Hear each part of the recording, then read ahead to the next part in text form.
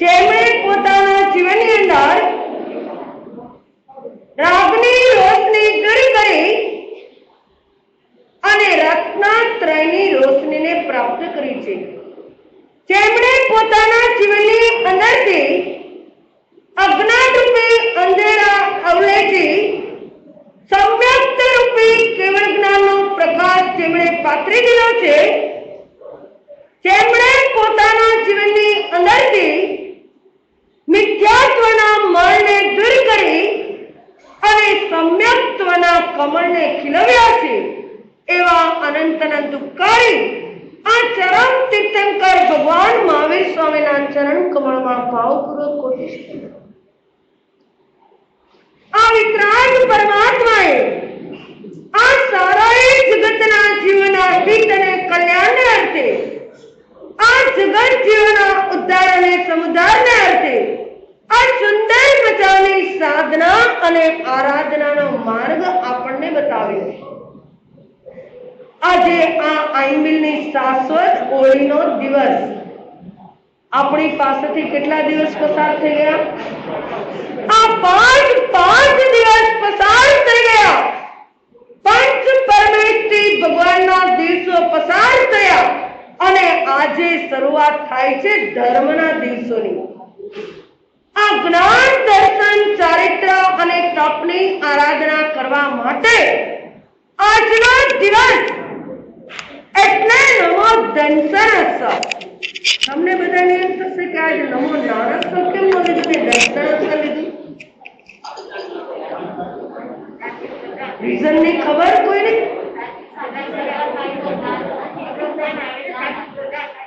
એ reason છે તમારા માટે. અરે શ્રદ્ધાનો પાયો મજબૂત હોય તો જ કેવળ જ્ઞાન મળે. પણ આપણે તો વાત એ કરવી કે ભગવાને જ્ઞાન પેલા ના બતાવ્યું, નમો નાનસ અને નમો દંસનસ પેલા કેમ કીધું?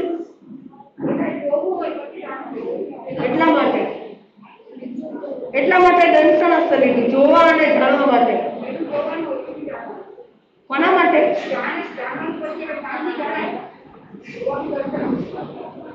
એવું રીઝન નથી.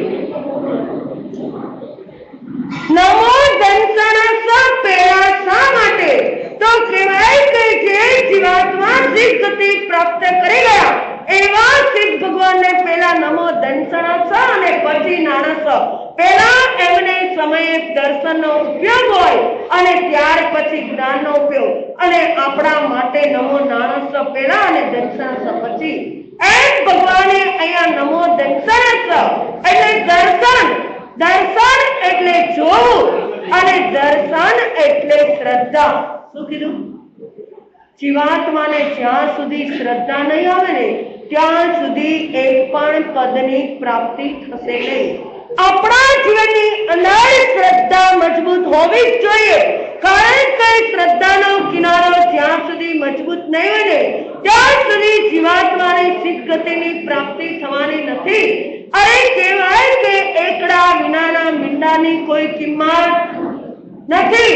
એમ આપણા જીવનની અંદર પણ આ શ્રદ્ધા વિનાના મીંડાની કોઈ કિંમત નથી. એમ જ્ઞાની પરમાત્મા આપણને કહી રહ્યા છે દર્શન એટલે શું? તો કે અષ્ટ કર્મને નષ્ટ કરવા એનું નામ છે દર્શન. આ સિદ્ધ ગતિના સુખને પ્રાપ્ત કરવું એનું નામ છે દર્શન. અરે એટલે જ નહીં, આ પરમાત્માએ બતાવ્યું કે જે જીવાત્મા જન્મ જરા અને મરણના ફેરા મિટાવે એનું નામ છે દર્શન. આ જીવાત્માને શ્રદ્ધા ઘણી હોય પણ ભગવાન પ્રત્યેની જ્યાં સુધી શ્રદ્ધા નહીં હોય ને ત્યાં સુધી બધું જ નકામું છે. સંસારની અંદર તો તમને ઘણા બધાની શ્રદ્ધા હોય કે જેમ તમે જ્યારે મુસાફરી કરવા બેસો, અરે તમારી અહીંયાથી બહાર ગામ જવા માટે તમે ફોર વ્હીલ લઈને જતા હોય કે કોઈ ઓલા વગેરે કરીને જતા હોય તો ઓલાની અંદર બેસતા તમને ક્યારેય એવી વિચાર આવે કે આગળ જતા આમાં જો એક્સિડન્ટ થશે તો તમે શું કરો? એમને શ્રદ્ધાપૂર્વક, અરે શ્રદ્ધાપૂર્વક તમે ડ્રાઇવિંગ જે કરતા હોય એની અંદર તમે બેસી જાઓ. તમને ડ્રાઈવર ઉપર પૂરેપૂરી શ્રદ્ધા. અરે તમારો દીકરો યુએસ જવાનો હોય અને તમને એ પાયલોટ ઉપર પૂરેપૂરી શ્રદ્ધા કે આ એનું વિમાન યુએસ સુધી પહોંચાડશે. અરે અમારી બહેનોને એટલી શ્રદ્ધા હોય પાયલટ ઉપર ને એમ ડ્રાઈવર ઉપર. અરે અમારા ભાઈઓને શ્રદ્ધા હોય બહેનો ઉપર કે આ બહેનો જે રસોઈ બનાવે છે ને એ બરાબર જ. ક્યારે ભાઈઓને વિચાર આવે કે આ મારી પત્નીએ રસોઈની અંદર ઝેર તો નહીં નાખ્યું હોય? હે? અરે પેલી સૂર્યકાંતા જેવી સૂર્યકાંતા રાણીએ આ પરદેશી રાજાના ભોજનની અંદર એને ઝેર નાખી દીધું. તું વિચાર કરો. પણ અમારા ભાઈઓને ક્યારેય તમારા પ્રત્યેનો વિચાર આવશે? નહીં આવે. કારણ કે એમને એટલી શ્રદ્ધા છે આ મારી ધર્મ પત્ની એ અમારા બધા માટે ભોજન બનાવ્યું ને એ બરાબર જ હશે. પણ આ ભોજનની અંદર ક્યારે કોઈ જીવાત્માને ક્યારે વિચાર આવે? અરે રાજાને વિચાર આવે કે આ રસોઈયાએ અમારા ભોજનની અંદર ઝેર તો નથી નાખ્યું ને? રાજા એ ભોજનને ચાખવા માટે પોતે ના ચાખે પણ શું કરે? પેલા કૂતરાને જમાડે અને ત્યાર પછી પોતે ખાય. એને બરાબર વિશ્વાસ આવે ને પછી. એમ જ્ઞાની પરમાત્મા કહી રહ્યા છે મારો સાધક આત્મા હંમેશાને માટે આ જૈન દર્શન ઉપર બરાબર એમને શ્રદ્ધા હોવી જોઈએ. અને આ જ શ્રદ્ધા આપણને બધાને ક્યાંને ક્યાંય પહોંચાડી દે એટલા માટે ભગવાન કહી રહ્યા છે શ્રદ્ધા હતી પેલા અર્ણક શ્રાવકને. કોની શ્રદ્ધા હતી? અર્ણક શ્રાવકને ધર્મ પ્રત્યે અટૂટ શ્રદ્ધા. અને એકવાર એ સમુદ્ર માર્ગે મુસાફરી કરી રહ્યા હતા. આ જેમની શ્રદ્ધાના વખાણ આ દેવલોકના દેવો એને ઇન્દ્ર મહારાજા આ સભાની અંદર કરી રહ્યા છે. અને ત્યારે કોઈ દેવને મન થયું કે લાવ એની પરીક્ષા કરી આવું. આ પોતે જ્યાં વાહન નાવની અંદર આ મુસાફરી કરી રહ્યા હતા ત્યાં આ દેવ એની કસોટી કરવા માટે આવ્યા અને કહી રહ્યા છે આ અર્ણક શ્રાવકને એકવાર તું તારા ધર્મને ખોટો કહી દે તો જ હું તને આ જીવતો બચાવીશ, નહીતર આ સમુદ્રની અંદર તારી નાવ આખી ડુબાડી જાય. એકવાર ધર્મને ખોટો કહેવા માટે પણ અર્ણક શ્રાવક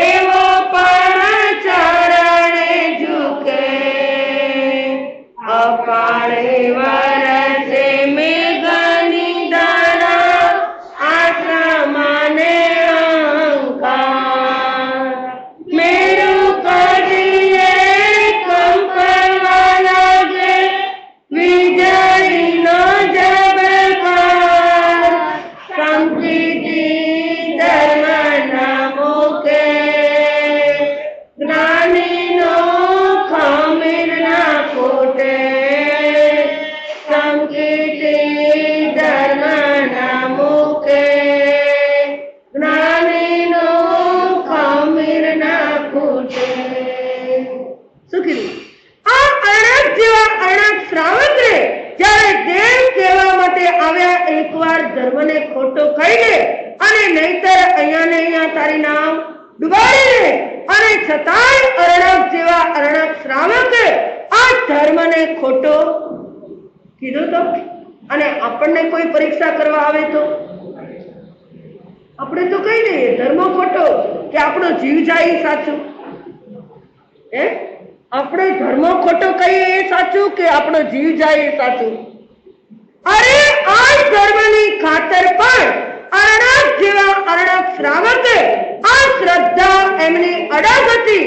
કારણ કે શ્રદ્ધા એટલી અડગ હોવી જોઈએ.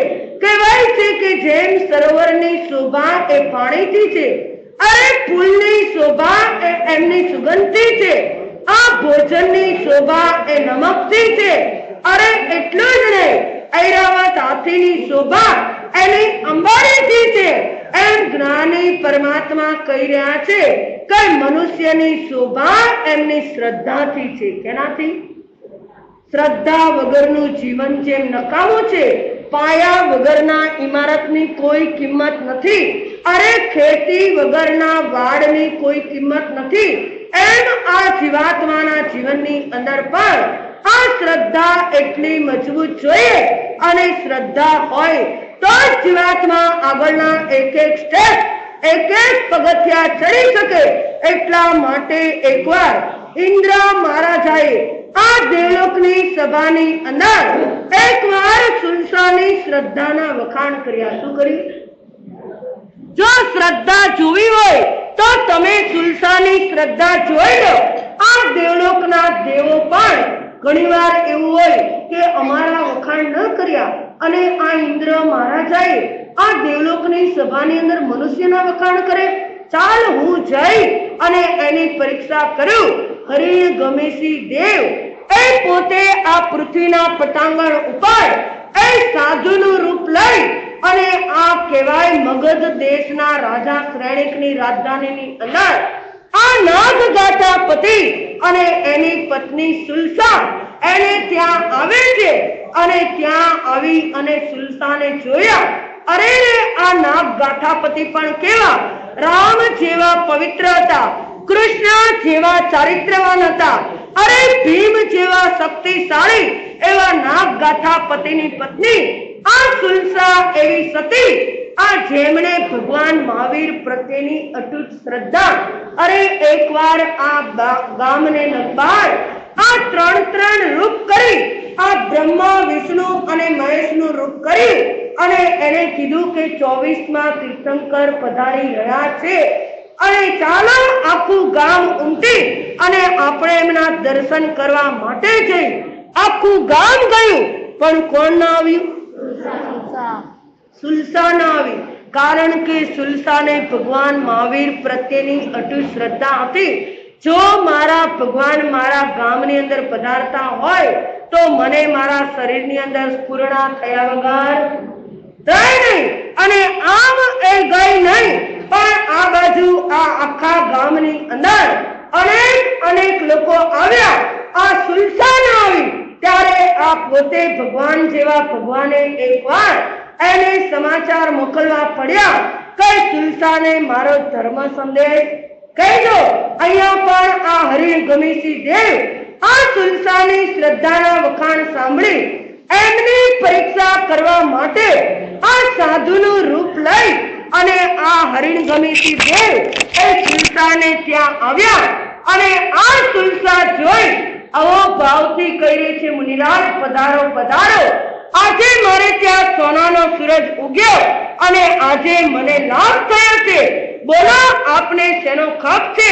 ત્યારે પેલા મુનિરાજ કહી રહ્યા છે, અમારે અનેક સંતો અને મુનિરાજો પધાર્યા છે, પણ એક સંત મહાત્માની તબિયત એ નાદુરસ્ત રહેલી છે અને એના માટે વૈદ્યરાજે લક્ષપાત તેલની અમારે જરૂર છે. જો આપને ત્યાં આ અમને મળી રહે તો મારે એનો ખપ છે. પેલી સુલસા હરખમાં ને હરખમાં કહી રહી કે ગુરુદેવ, હજી તો 2 દિવસ પહેલા મેં આ લક્ષપાત તેલ બનાવ્યું છે, આપને આ જરૂર છે અને મને લાભ મળી જશે. દોડતા દોડતા આ હર્ષિત થઈએ આનંદ વિભોર બની અને લક્ષપાત તેલ લઈ અને પોતે આ સંત મહાત્માને વરાવવા માટે આવી અને આવતા આવતા આ ઉંગરો એના ધ્યાનમાં ન આવ્યો અને એ ઉંગરો પગમાં આવ્યો અને પડી ગયો હાથમાંથી શીશો અને આ શીશો લક્ષપાત તેલ એ ઢોળાઈ ગયું. જોજો લક્ષપાત તેલની વેલ્યુ કેટલી રહેલી છે, કેટલું મોંઘું તેલ, અને આ હાથમાંથી ઢોળાઈ ગયું. સંત મહારાજ આ જોઈ રહ્યા છે અને કહી રહ્યા છે, બેન કાંઈ વાંધો નહીં, આ હવે તમે કાંઈ ચિંતા ન કરતા, હું ગોત્રી માટે ફરી રહ્યો છું, ગમે ત્યાંથી મને લક્ષપાત તેલ મળી રહેશે. ત્યારે સુલસા સતી કહી રહી છે, નહીં સંત મુનિરાજ, હજી મારે ત્યાં બીજા 2 ઘડા ભર્યા છે, આપ થોડી વાર ઉભા રહો, હું લક્ષપાત તેલનો ઘડો લઈ અને પાછી આવું છું.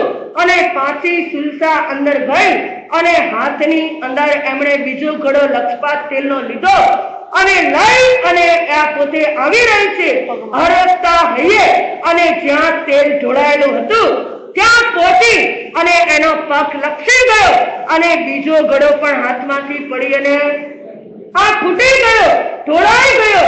ત્યારે પેલા સંત મુનિરાજ કહી રહ્યા છે, ઓહો, આમના હાથમાંથી 2 ઘડા ઢોળાઈ ગયા, છતાં એમના મુખ પર કોઈ પણ જાતના ભાવ નથી, કોઈ પણ જાતનું એમના મુખ પર રેખા નથી. અને આપણા ઘરે કોઈ સંત મહાત્મા કદાચ પધાર્યા હોય અને એમને વરાવતા વરાવતા તમારા હાથમાંથી દૂધનું તપેલું ઢોળાઈ જાય તો તમને શું થાય?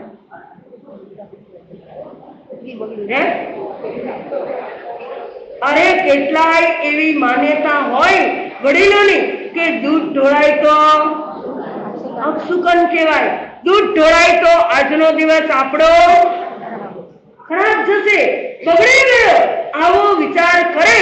પણ આ સંત મહાત્માને વરાવતા વરાવતા આ લક્ષપાત તેલ ઢોળાઈ ગયું, છતાંય સુલતાના જીવનની અંદર કોઈ અસર ન થઈ અને ગુરુદેવને કહી રહ્યા છે, ગુરુદેવ ઉભા રહો, હજી ત્રીજો ઘડો મારો ભરેલો છે, એ લક્ષપાત તેલ લઈને હું આવું છું. અને સુલતા સતી આ લક્ષપાત તેલ લઈ અને ત્રીજો ઘડો લઈને આવી, પણ જેમના બંને હાથ અને બંને પગ આ તેલ ઢોળાઈ જવાથી ચીકણા થઈ ગયા હતા અને જ્યાં વરાવતા વરાવતા ત્યાં ત્રીજો ઘડો પણ આ ઢોળાઈ ગયો. ત્યારે સુલતા સતીના આંખની અંદર આંસુ આવી ગયા. તેના આંસુ હતા ભલા? લક્ષપાત તેલ ઢોળાઈ ગયું એના. અરે આ સુલતા સતી વિચાર કરી રહી છે, અરે મારા ઘર આંગણે સંત મુનિરાજ પધાર્યા, આ માતકમણના પારણે માતકમણ કરનાર આ મુનિરાજને હું સુપાત્ર દાન ના આપી શકી, હું કેવી સંભાગી છું, હું કેવી પુણ્યહીન છું. આવો વિચાર કરતા કરતા આ સુલતા સતીના આંખની અંદર આંસુ આવી ગયા અને એ ચોધાર આંસુએ રડવા લાગી આંખો બંધ કરીને. ત્યાર પછી જ્યારે જેણે આંખો ખોલીને ત્યારે ત્યાં સામે એક દિવ્ય પુરુષની આકૃતિ ઊભી હતી અને એના લક્ષપાત તેલના ઘડા 3 સામે ભરેલા હતા. જુઓ જીવાત્માની શ્રદ્ધા કેવી રહેલી છે કે કદાચ ગમે તેવું થાય પણ મારી શ્રદ્ધાની અંદર ક્યાંય અડચણ ના આવી જોઈએ.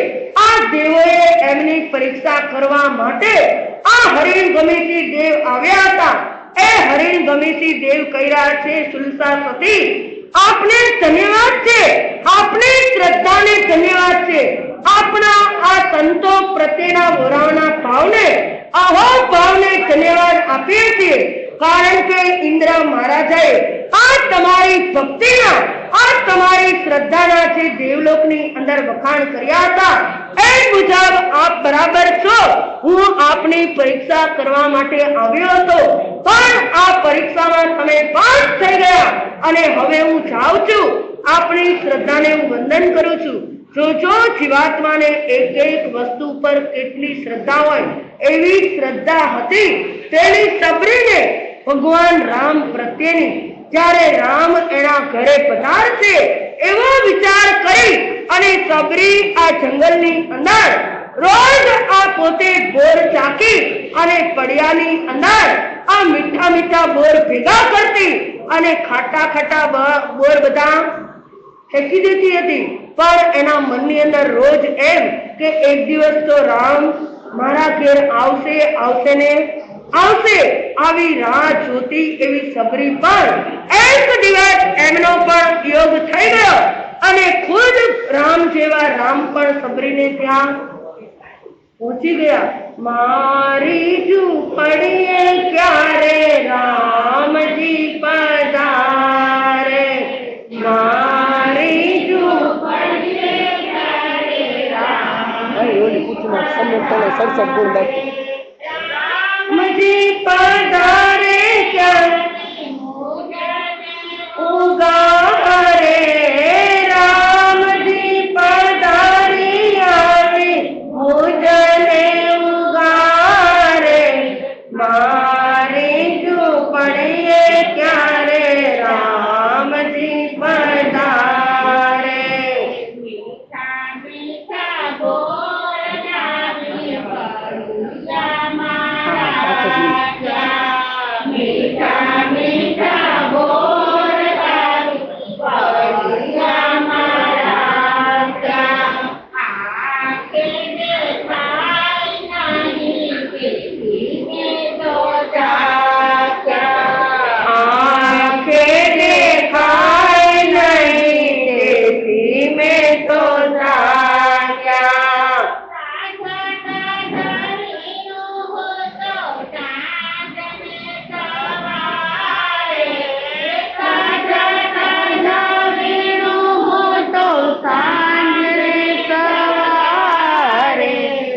મારી ઝૂંપડીએ ક્યારે રામજી પધારે, મારી ઝૂંપડીએ ક્યારે રામજી પધારે.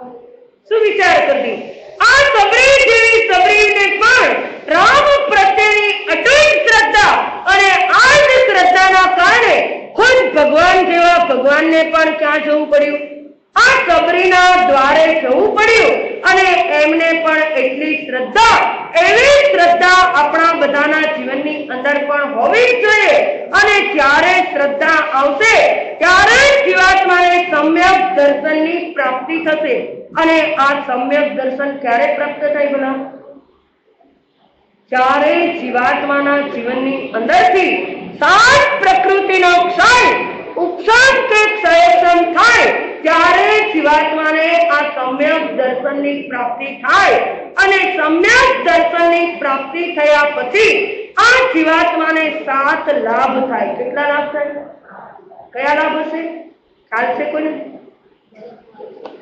સમ્યક દર્શન પ્રાપ્ત થયા પછી જીવાત્માને અંત કોડા કોડીની અંદરનું આયુષ્ય બંધાય, પણ ક્યારેય સાગરોપમના આયુષ્યનો બંધ ન થાય. આ લાભ એ સિવાય જીવાત્મા નરક અને તિર્યંત ગતિના આયુષ્યનો ક્યારેય બંધ ન કરે. એ સિવાય જીવાત્મા ભવનપતિ વાણેતર અને જ્યોતિષીના દેવોનો પણ ક્યારેય ભવનો આયુષ્યનો બંધ ન કરે. આવા જીવાત્માને સમ્યક દર્શન પ્રાપ્ત થયા પછી આ લાભ થાય અને જીવાત્મા અર્ધા પૂતગલ પરાવર્તનની અંદર અવશ્ય મેવ આ સંસાર પરિત કરી અને મોક્ષ ગતિને પ્રાપ્ત કરે. એટલા માટે ભગવાને કીધું કે સમ્યક દર્શન પ્રાપ્ત થવાથી આ જીવાત્માને 7 લાભ થાય એવો આજનો નમો દંશાણસનો દિવસ અને આ નમો દંશાણસના ગુણ કેટલા રહેલા છે? 67 ગુણ. કેટલા? આજના દિવસના 67 ગુણ એટલે 67 કેટલા લોગસનો કાવસર? 67 લોગસનો કાવસર, 67 વંદના અને નમો દંશાણસની 20 માળા ગણવાની. પણ 67 ગુણની અંદર 3 લિંગ, 4 પ્રકારની સદણા, 5 પ્રકારના ભૂષણ, 5 પ્રકારના દૂષણ અને 5 પ્રકારના લક્ષણ, 5 પ્રકારના ભાવના, 6 પ્રકારની ભાવના, 6 પ્રકારની જૈના, 6 પ્રકારના આધાર એટલે સ્થાન, 8 પ્રકારની પ્રભાવના અને 10 પ્રકારનો વિનય. આ વ્યવહાર સંકિતના 67 ગુણ આજના દિવસના આ ગુણ આ નમો દંશાણસના આવા આપણે સમ્યક દર્શનને પ્રાપ્ત કરવા માટે આપણે બધાએ પણ પુરુષાર્થ કરવાનો. એક મનની અંદર વિચાર આવ્યો કે સમ્યક દર્શનની હાજરીની અંદર આયુષ્યનો બંધ થાય તે સારું કે સમ્યક દર્શનની અંદર હાજરીની અંદર આપણું મૃત્યુ થાય તે સારું? આયુષ્યનો બંધ થાય તે સારું. શું? સમ્યક દર્શનની હાજરીની અંદર આ જીવાત્માનો જો આયુષ્યનો બંધ થાય તો જીવાત્મા 15 ભવની અંદર મોક્ષ ગતિને પ્રાપ્ત કરે એવા આ નમો દંશાણસની આપણે બધા મનુષ્ય ભવની અંદર એની જૈન ધર્મ પ્રત્યેની આ પરમાત્માના માર્ગ પ્રત્યેની એવી શ્રદ્ધા કેળવી અને આપણે પણ આ મનુષ્ય ભવની અંદર મારે બીજું કાંઈ લઈને જવું નથી પણ સમ્યક દર્શન પ્રાપ્ત કરીને જવું છે આવું ઘૂંટશું, આવી સાધના અને આરાધના કરશું તો એક દિવસ આપણને વેલા આ સમ્યક દર્શનની પ્રાપ્તિ થઈ અને સિદ્ધ ગતિના સુખને પામી અને આપણા જન્મ મરણના ફેરા મિટાવીએ એ જ આજના દિવસની શુભકામના.